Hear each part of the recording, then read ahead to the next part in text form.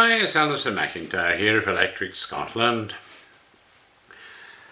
Basically, I wanted to do another kind of video on Brexit because I've just followed all the conference season of the political parties in the UK, and I've been reading a lot more about Brexit and the fights within the cabinet in the UK, and how Labour's changing their views on things, and the Scottish Parliament's changing their views on things, and all our political parties are all mixed up and everything.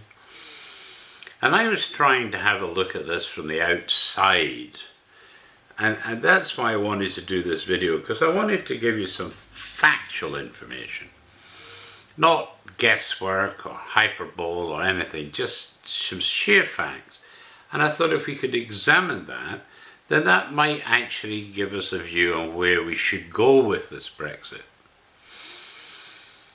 For example, I started off by saying, well, where is the trade being done in the world? And so the best place to go for those facts is the World Bank. And so I went to the World Bank's website, and they have some information on the top 10 economies of the world. And I read from their site. They're saying basically, this is in 2017, by the way, so up-to-date figures. The economy of the United States is the largest in the world. At $18 trillion, it represents a quarter share of the global economy. That's 24.3%, according to the latest World Bank figures.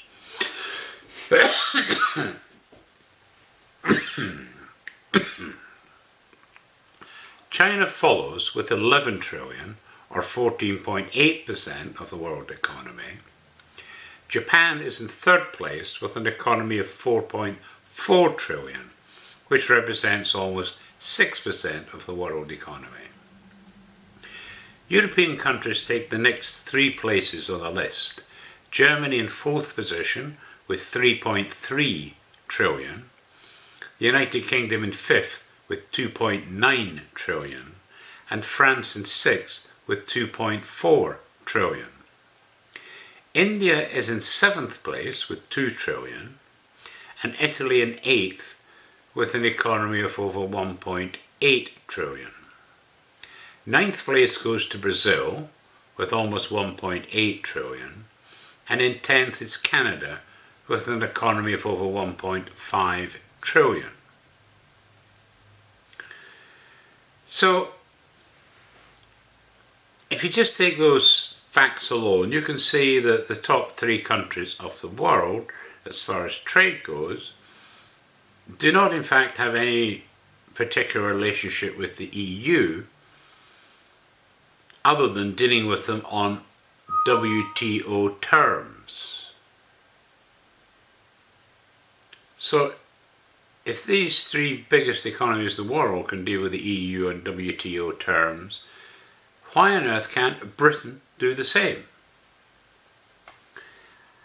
Now, also on that website, they quoted a new study by PricewaterhouseCoopers that says that China will be in first place by 2050 because emerging economies will continue to grow faster than advanced ones. They reckon India will rank second, and the US will be third, and fourth place is expected to go to Indonesia. It says the UK could be down to 10th place by 2050, while France could be out of the top 10 and Italy out of the top 20, as they're overtaken by faster growing emerging economies such as Mexico, Turkey and Vietnam. So that's where the trade is at the moment. So therefore, obviously, if Britain is out of the EU, then we want to be still dealing with all these top economies.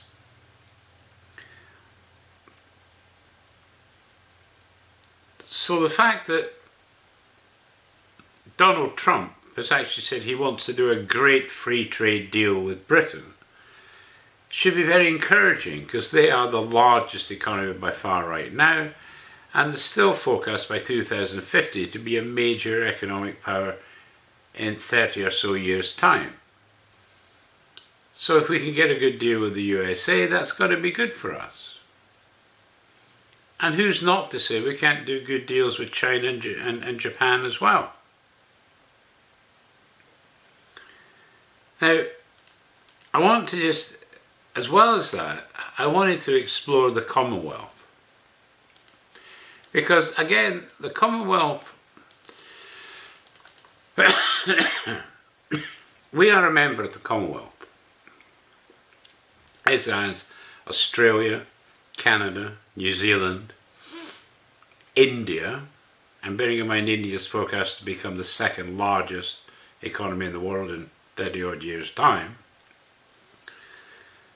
But Australia and New Zealand's being quoted as the #1 place in the world to do business right now. And Australia is doing extremely well as well, and they're very tied in with the Asian markets. So I think, that, by looking at the world trade, then we look at the Commonwealth. Sorry, got a bad cough. I got something which is business in the Commonwealth, and I'll read you the article here. It says, as a body of countries, the Commonwealth plays a major part in the world economy on multiple levels. Its members possess shared values, a desire to be competitive on the world stage, an embracing of their interest in inherent diversity and contrasts, alongside a shared heritage and resulting interconnections. In a business context, the Commonwealth diversity makes it extremely competitive. The Commonwealth is made up of a diverse mix of 11 high, 14 upper middle, 18 lower middle, and 10 lower income countries. The Commonwealth is a major player in many industries throughout the world. Examples include mining, where Commonwealth nations rank in the top tier of producers of gold, diamonds, platinum, and other metals; information technology, services and publishing, where dominance is owed in part to the widespread nature of the English language in Commonwealth member countries; and tourism, due to the vast geographical and cultural range of member countries. Tourism is a major contributor to GDP. 7 Commonwealth countries, which are small, many of which are small island states, its financial services, including banking and insurance. Commonwealth countries and territories are the biggest offshore financial centres in the world. Another significant industry is that of accountancy, where at the largest firms, all the largest firms originate and work within the Commonwealth, and where the most prestigious and ubiquitous international qualifications were created.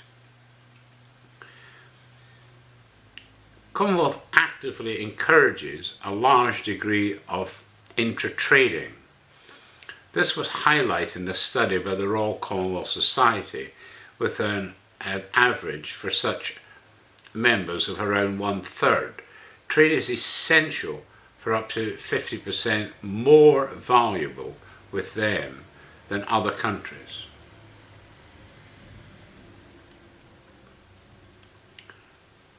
So this ability to be competitive is also supported by the members' common heritage.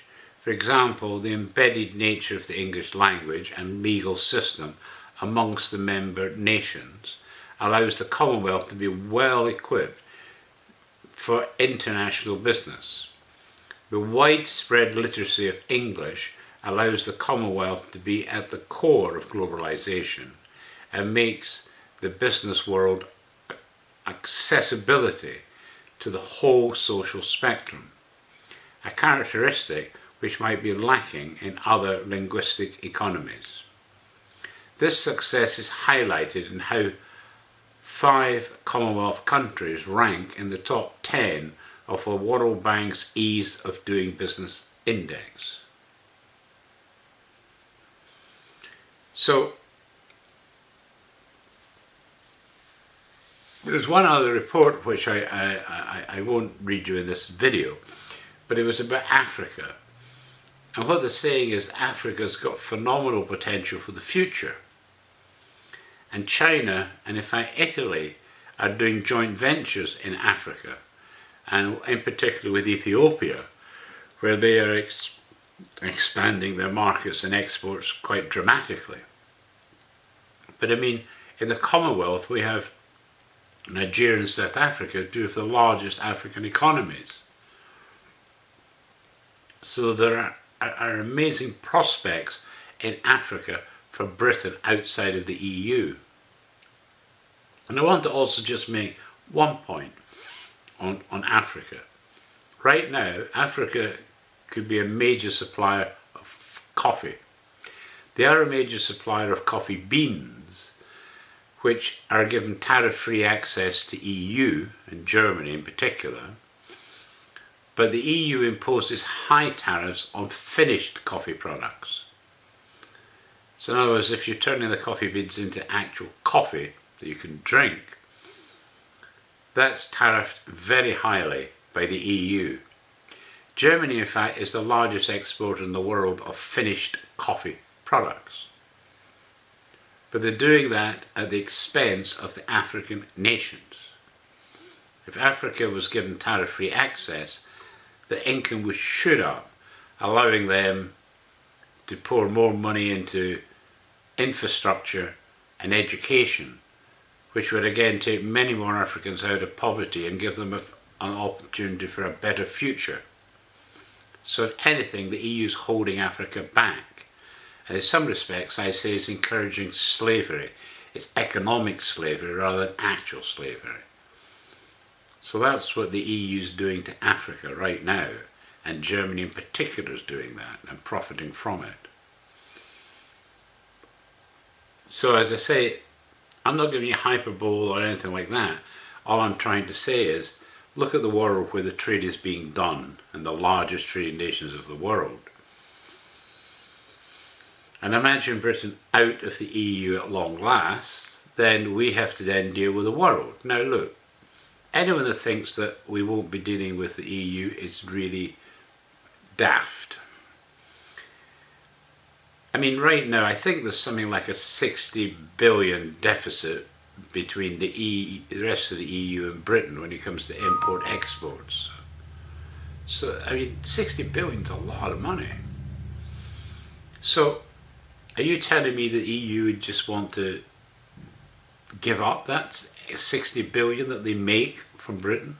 Of course they wouldn't. You've got to be daft if you think that. Of course trade will continue. And of course, look at Sir James Dyson. He is the largest landowner in Britain. So he's big in farming, huge in farming. But he's also a fantastic entrepreneur and businessman. And he has said several times, he's delighted we're coming out of the EU.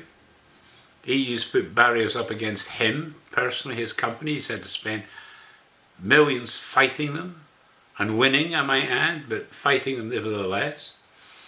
And he said that Britain will do perfectly well outside the EU. And he said, I am perfectly happy to deal with the EU on WTO terms. Perfectly happy. I mean, listen to what he says, because if anyone knows about dealing with the EU and the world, he does. Don't listen to a lot of these stupid CEOs around the place. There's a lot of CEOs who are very bad managers of the business. And frankly, they often have things that are important to them personally rather than to the business. So all I'm trying to say is, look at the trade in the world. Where is it? And as I say, we're expecting that by 2050, China will be number 1, India will be number 2, and the US will be number 3, with probably Indonesia in the 4th place.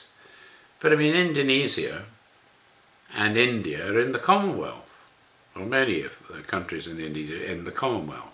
So I mean, that's why we have to revisit the Commonwealth, because the Commonwealth gives us this commonality of language and laws, essentially, and the opportunities are amazing. So why couldn't we do really well outside of the EU and dealing with them on WTO terms? We don't need to pay them billions, and I mean, the billions that we save by not giving the EU billions, I mean, I'm not saying all of it, but a good chunk of it could go into our National Health Service and education. That's where the money needs to go at the moment, but it also needs to help support exports.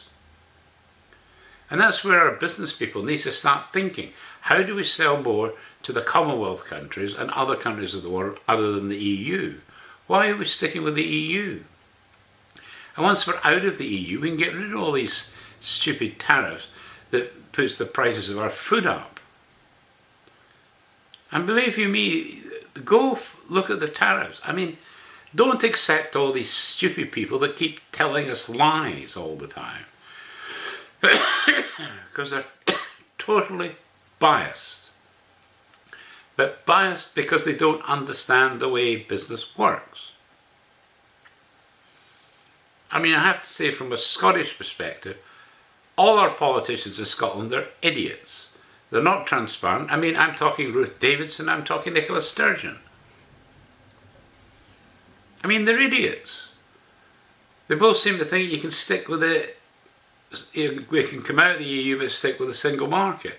What does the single market do to us? The single market means that the European Court of Justice will still retain authority over us, and part of the laws of the ECJ and the single market is that we can't do free trade deals with the rest of the world unless it's on EU terms.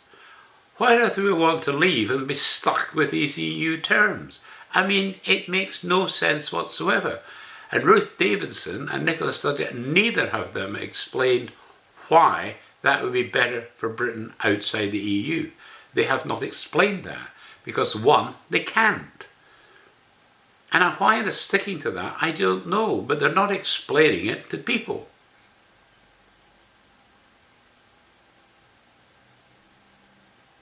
I mean, this immigration lark is just daft.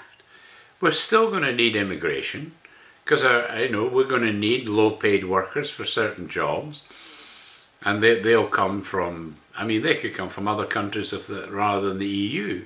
But we need control. We need to be able to say, "Are you a real person?" It's like that's why Germany is having so many problems right now, because they just let everyone in without no background checks or anything, and now they're starting to suffer because of it. And that's why the right wing in Germany has got into the parliament for the first time, because Merkel made a massively bad decision, and she's paying the dividends of that bad decision. So, as I say, look at the way the trade's done in the world. I mean, you might not like Donald Trump. I mean, personally, I love the guy. I think he's a businessman. He's not a politician. He's a businessman. He wants to do deals. I know he'd love to do deals with Russia, but this stupid political system they've got in the States, he's prevented from doing that right now. But I know he still wants to do deals with them, and I think there's deals to be done. But politics gets in the way. I think politics, to be honest, we need a new way to run our countries, because I think you can't trust politicians. End of story. They're spin artists, they're liars, they're cheats, they're not transparent with the people, they're horrible people. We must get rid of all politicians somehow and come up with a whole new way of running our countries for the benefit of the people. I mean, if you're talking referendums, let's talk a referendum in Scotland, not about coming out of the UK, but let's have a referendum of, will we want to pay more tax? If we pay more tax, where do we want that tax to go? Why don't we talk to that? Why don't we get a referendum on things of that nature, where the people of Scotland can actually have a say? But no, the SNP, I mean, won't even produce proper statistics and figures for us so that we know what's going on in the country, because they know it's not going well and they want to hide it. That should be illegal. They should be put in prison for hiding figures from us. All I want in Scotland is honesty, and we're not getting it from any political leader in Scotland. Any political leader. And so, as I say, when it comes to Brexit, frankly, I like Boris Johnson. He's a bit of an idiot at times, but I think his heart is in the right place.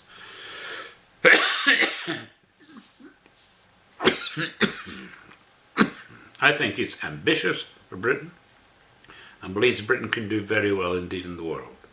And I think it's absolutely right. And I said I'd rather have Boris Johnson as the new leader of the Conservative Party. But as I say, unfortunately,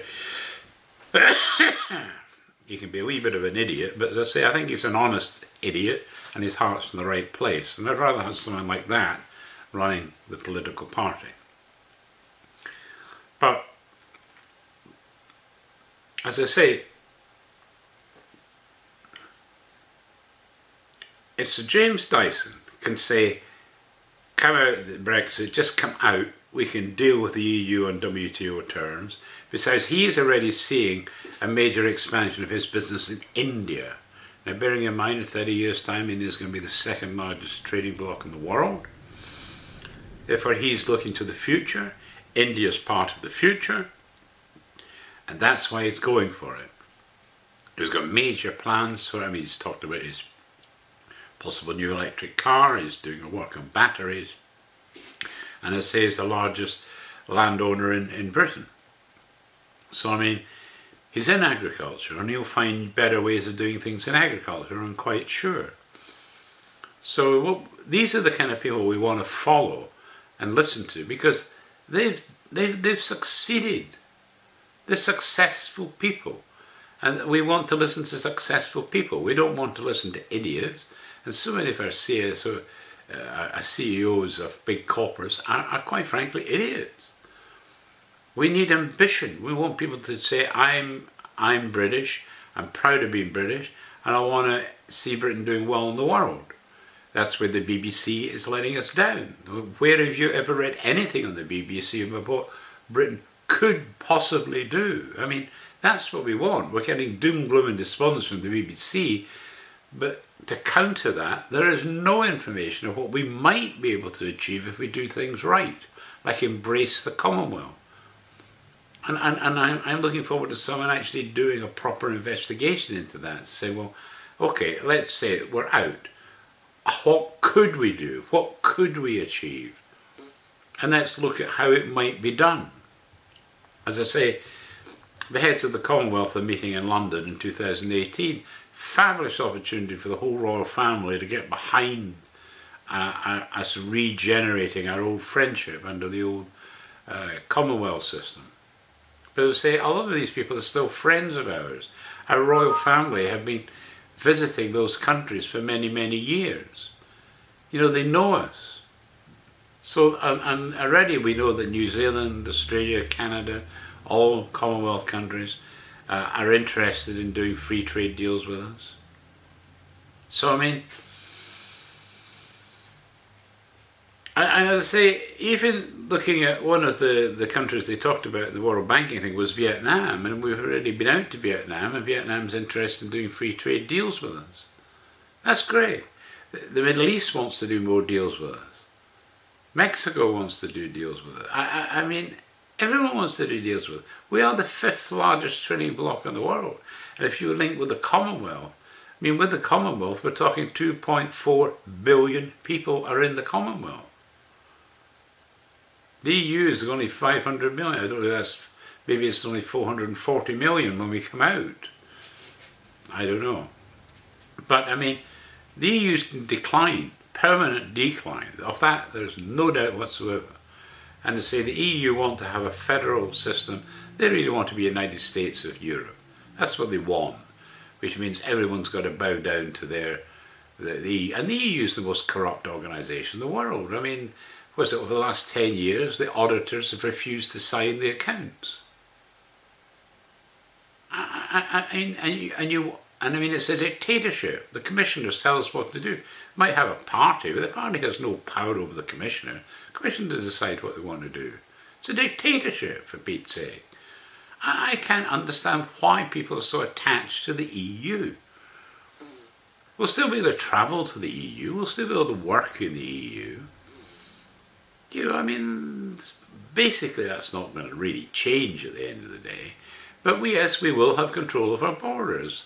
I mean, it's like Merkel. I mean, she's just allowed everyone in. No background checks, anything.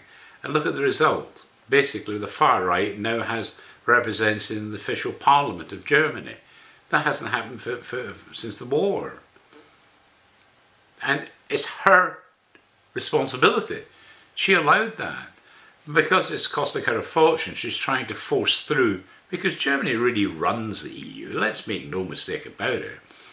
And she's trying to force this extra population she's just allowed in into all the other countries of the EU. And quite a lot of them say we're not taking them, end of story, but you've got to take them as EU regulations, which she forced through. That means it saves Germany some money by doing that. So, you know, there's just so much wrong with the EU that I can't understand why anyone would still want to be stuck with the EU. We already know that Sturgeon knows that she won't get into the EU if Scotland was independent, because their debt to GDP ratio is just way too high. And I mean, to get into the EU, she would have to have actually concrete written plans of how to reduce that down to the 3% maximum the EU has stated in the regulations. And unless she can do that, they're not going to let Scotland in. And that's why she's starting to talk about EFTA now. It's a possible other route. But she seems focused on saying, well, let everyone else run Scotland instead of us. Because she hasn't a clue how to run the country as an independent nation. That's the problem. And she's been hoping the EU will do it for us. I'm proud of Scotland. I'm not proud of us wanting other people to run our affairs for us. And as I say, our biggest market is the UK, by far. Yet we want to come out of our biggest market and go to a much smaller and declining market. Makes no sense. No sense at all. And I would love you to tell me why that makes sense. Because remember that under the EU referendum we had, all political parties in Scotland supported Remain. So there wasn't really a political voice for why we should come out.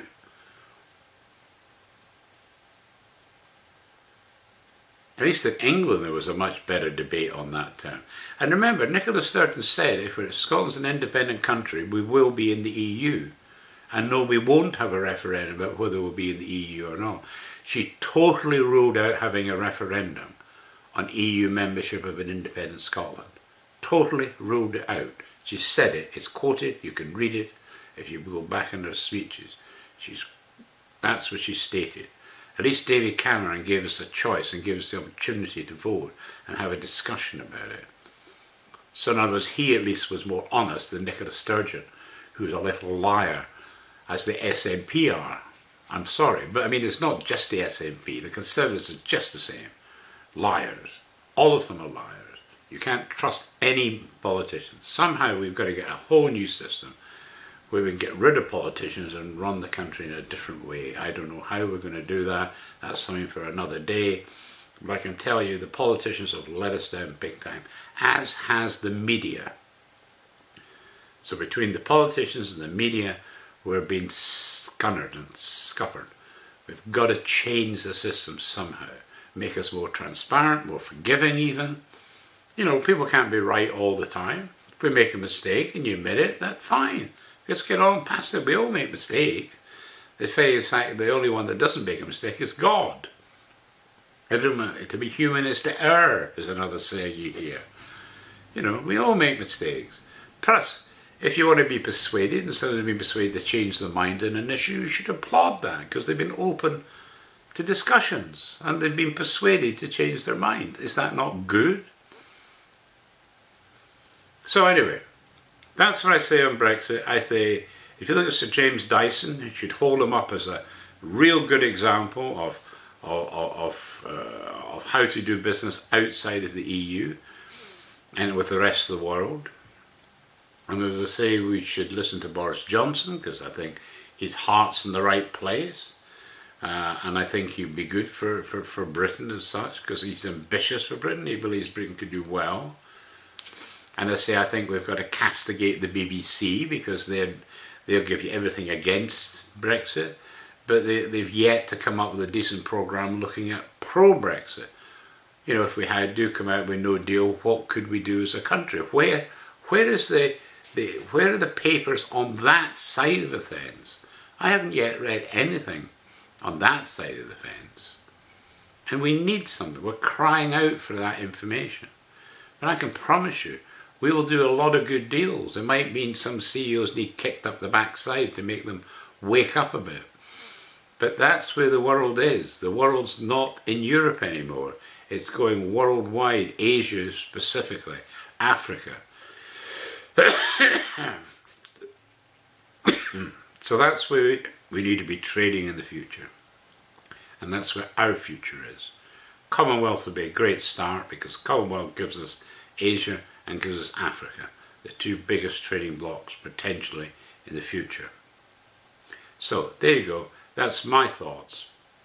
I say you can't argue with the world statistics. You can't really argue with the Commonwealth statistics either. These are all factual figures. And I say just take your mind out and say, right, let's start trading with them instead of the EU. But I say don't forget, we'll still trade with the EU countries. It won't stop. It will continue. It might continue under different conditions, say sure, but we'll still trade. And we're not leaving Europe. We can still go to France and buy the wine, although Australian and New Zealand wine and South African wine will be a lot cheaper. You know, as is a lot of the fruit that we buy, and vegetables we buy will be a lot cheaper. So I mean, we can do pretty damn well outside the EU.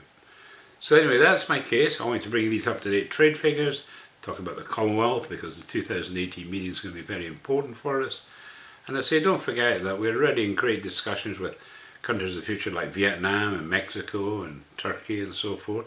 We've already been talking to them. We've been talking to the Middle Eastern countries as well. They all want to do free trade deals with us. So, you know, the future's bright outside the EU, so let's just leave it.